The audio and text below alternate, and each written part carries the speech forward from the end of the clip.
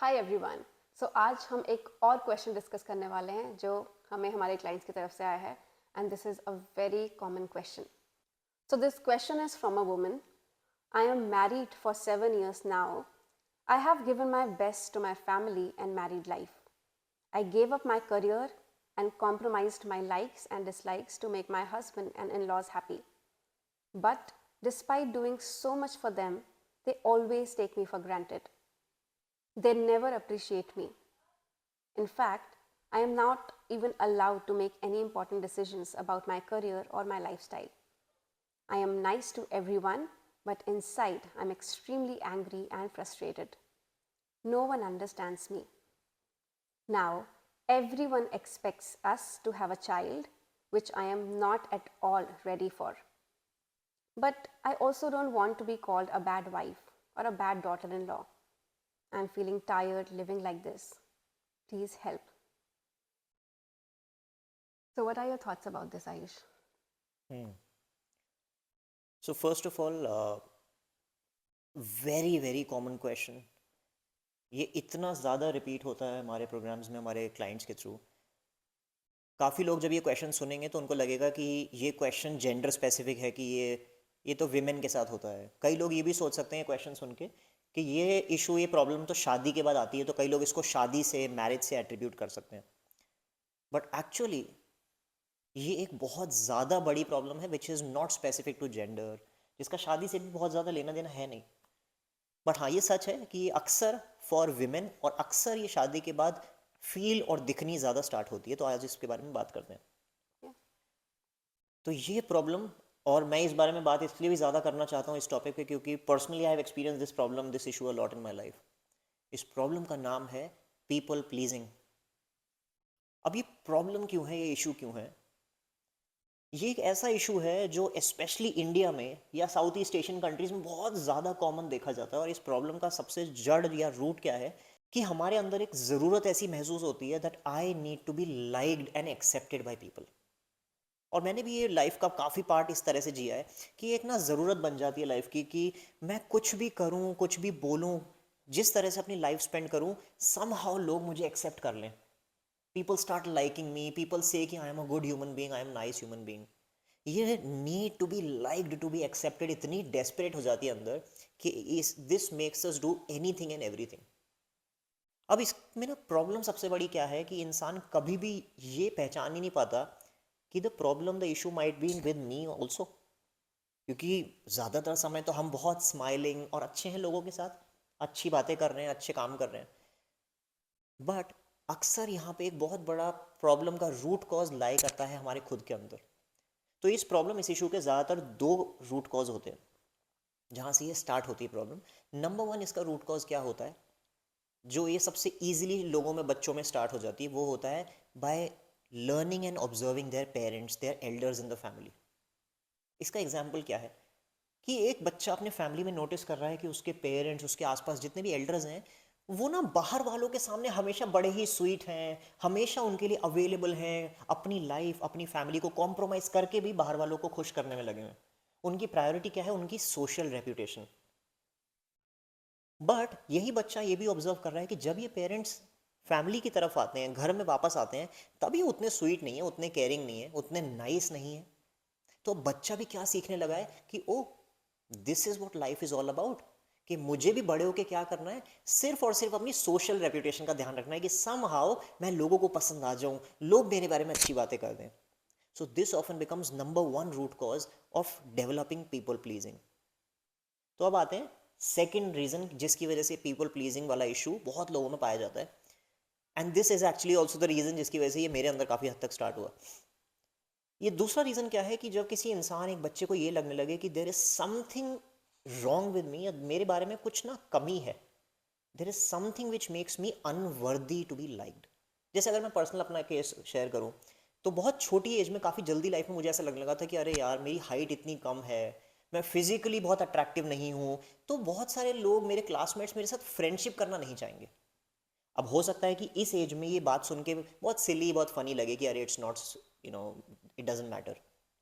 But back then for a child होता क्या है कि जब भी कोई रीज़न, ऐसा रीज़न बन जाता है जिससे वो बच्चा सोचने लगे कि there is something which makes me lesser, not likeable, तो बच्चा क्या करेगा, वो ऐसी कोशिशें, ऐसे बात करने की कोशिश, ऐसा दिखने की कोशिश करेंगे कि जिसकी वजह से समहाउ लोग मुझे पसंद करें।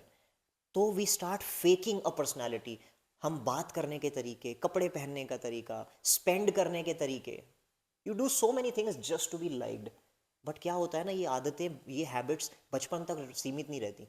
जब बड़े होने लगते हैं, जैसे मेरे केस में क्या हुआ, I started stealing a lot of money from family just to be like. क्यों? मुझे लगा जब मैं पैसे लेके अपने दोस्तों पे, अपने क्लासमेट्स पे स्पेंड करूंगा, they will somehow like me. And this story continues. जब आप रिलेशनशिप्स में हैं तो आप अपने पार्टनर को इंप्रेस करने में लगे हैं। आप जब अपने वर्क प्लेस, प्रोफेशनल लाइफ में हैं तो आप अपने कलीग्स को, बॉस को सिर्फ खुश करने में लगे हुए हैं, just trying to create the personality of somebody who is likeable. So you end up doing so many things which you are not ready for, which you don't want to do but you still do. क्यों? क्योंकि you just want to be nice. और इस question पे अगर focus करें तो this lady is living such a sad life, but still she does not want to be a mother, but फिर भी दिमाग में कॉन्स्टेंट क्या है, I still want to be a nice wife, a very likeable daughter in law. So just look at the conflict within. That is why ये एक इतनी बड़ी और इतनी कॉमनली स्प्रेड प्रॉब्लम है, बट ज़्यादातर लोग ये रिकग्नाइज ही नहीं कर पाते कि ये प्रॉब्लम की जड़ एक्चुअली हमारे ही अंदर है, where we want to be nice to everybody. Anything that you'd like to add, Saloni? या तो जैसे इनका एग्जाम्पल ही हम लें तो इन्होंने लिखा है कि I am doing everything right, right. तो एक बहुत कुछ चीज़ें हैं या कुछ सिम्टम्स बोल सकते हैं जिससे हम पता लगा सकते हैं क्या we are also suffering from this, right. तो सबसे बड़ा सिम्टम है and very common also, these people have weak boundaries in life. They find it extremely difficult to say no. मतलब वो कुड़ कुड़ के हाँ बोल देंगे, अंदर फ्रस्ट्रेटेड हैं, इरिटेटेड हैं, बट ना नहीं बोल सकते। अपने अंदर बोल रहे हैं ना कि मुझे नहीं करना, I don't want to do this, I don't want to do what other person wants me to do, whatever, but ये मुंह में कभी ना नहीं बोलेंगे। एंड अगेन जैसे तुमने भी बोला, रूट क्या है, because they don't want to upset people and they don't want कि लोग उन्हें पसंद ना करें। क्योंकि ना बोलेंगे तो हो सकता है दूसरा इंसान उनके अगेंस्ट हो जाए, दूसरा इंसान उनके बारे में सोचने लग जाए कितना खराब आदमी है, कितनी खराब औरत है। तो ये एक बोलते हैं ना, धब्बा नहीं चाहते कि मुझे कोई बुरा बोल दे कि मैं बुरी हूँ या मैं बुरा हूँ। So this is a very very common issue जो हम देखते हैं। But a lot of people जो सुन रहे हैं वीडियो शायद ये भी सोचें कि मैं तो सब अच्छा कर रही हूँ। जैसे इन लेडी ने भी लिखा क्वेश्चन में कि I am doing everything right, मैं तो सारी बातें मानती हूँ, हमेशा मैंने उनका ध्यान रखा, हमेशा जो बोला वो किया। एक्चुअल में सबसे बड़ी गलती तो यही करी कि अपनी नहीं सुनी, राइट। तो हैविंग वीक बाउंड्रीज, और एक और चीज़ है, they have a fear of judgement. ये डर कि मुझे कोई जज तो नहीं करेगा। अगर मेरा ना बोलने का मन हो रहा है फिर भी मैं हाँ बोलूँगी, क्योंकि अगर मैं ना बोलूँगी तो मुझे कोई जज करेगा कि she is not a good person. तो ये again like you said Ayush, that it's a very sad loop. कभी भी ये भी ख़त्म नहीं होगा। They will always feel unworthy, क्योंकि ऐसे लोगों को ना अप्रिसिएशन भी नहीं मिलेगी। और फिर अप्रिसिएशन नहीं मिल रही, फिर दे विल थिंक अच्छा नहीं मिल रही तो मतलब मुझे और पीपल प्लीजिंग करने की ज़रूरत है। तो वो बढ़ती रहेगी, but they will not get the appreciation. तो जो वो चेस कर रहे हैं, they will never be able to have that. तो ये पीपल प्लीजिंग करने के बाद जो उनका मेन मोटिव है कि मुझे प्यार मिल जाए, अप्रिसिएशन मिल जाए या मेरी तारीफ हो जाए, एक्चुअल में वो भी नहीं मिलेगी। तो ये करते रहेंगे उस पॉइंट तक जब तक मिल जाए, और एक्चुअल में वो कभी नहीं मिलने वाली। क्योंकि आप खुद की जब रिस्पेक्ट नहीं कर रहे हो, you are not respecting your feelings, how you feel, उसकी आप नहीं अपने की नहीं सुन रहे हो, तो लोग भी आपकी नहीं सुनेंगे। बिकॉज मिरर होती है दुनिया। If you love your self और आप अगर अपनी सुन रहे हो तो लोग भी आपकी सुनेंगे। तो ये अगेन एक लूप है। और एक और कॉमन इमोशन होता है जो अडल्टहुड में लोगों को फील होता है, extremely these people are very unhappy people and very sad. और वो खुशी महसूस नहीं कर पाते क्योंकि वो हमेशा चेस कर रहे हैं खुशी, क्योंकि अपने अंदर नहीं है। No, absolutely right. I think जो तुमने बोला मैं ये सब कुछ रिलेट कर पा रहा हूँ, exactly everything I been through. But कहीं ना कहीं क्या होता है ना कि जब उस फेज़ में, उस लूप में मैं भी फंसा था, और जब हम फंस जाते हैं तो शायद हम यही सोचते रहते हैं कि कब दुनिया चेंज हो, कब लोग चेंज हो। तो वो कंप्लेनिंग, वो विक्टिम मोड इतना ज़्यादा घर कर गया ना कि अब कभी पता ही नहीं चलता कि there is something that we need to recognise in self also.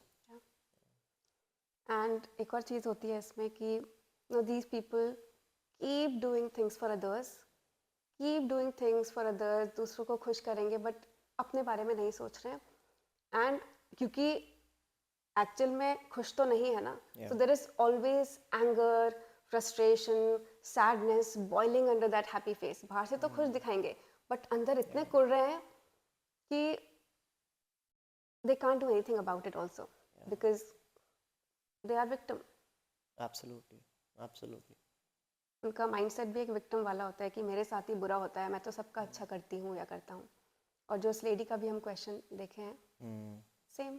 या इनफैक्ट ये जो क्वेश्चन ही है, आई थिंक क्वेश्चन में ही काफ़ी कुछ छुपा है। क्वेश्चन में ही एक तरफ this person is also trying to seek for help, ask for help, but at the same time we don't want to let go of that personality that we have built for so long कि मैं अच्छी बनी रहूं, अच्छी लगती रहूं सबको। तो सबसे बड़ा challenge I think people pleasing के साथ आता भी यही है कि you can not be the same person and enjoy a different life. So the point, हम यहाँ पे ये नहीं कह रहे हैं कि आप हर किसी से लड़ाई कर लें या जाके पेरेंट्स को ब्लेम करें या इन लॉज को ब्लेम करें। अग्रीड, हो सकता है कि इस केस में the husband is also not the most perfect person, in laws सच में टॉक्सिक रहे हों।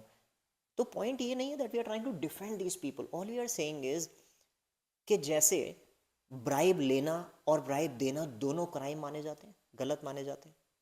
जैसे दहेज, डाउरी लेना और देना भी गलत है अपने आप में, दोनों काम गलत है।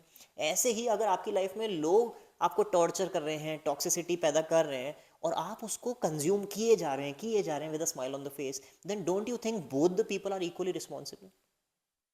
सो पॉइंट सिर्फ इतना सा है कि या तो हम बैठे दूसरे दुनिया को ब्लेम, लोगों को ब्लेम करें और सिर्फ प्रे करें that somehow magically things change, but the fact remains life will only change when you change. और जब तक रूट कॉज पे, this root cause that I am lesser, I need to compromise, I need to please somebody to be liked, जब तक इस root cause पे काम नहीं होगा, the consequences will never ever change.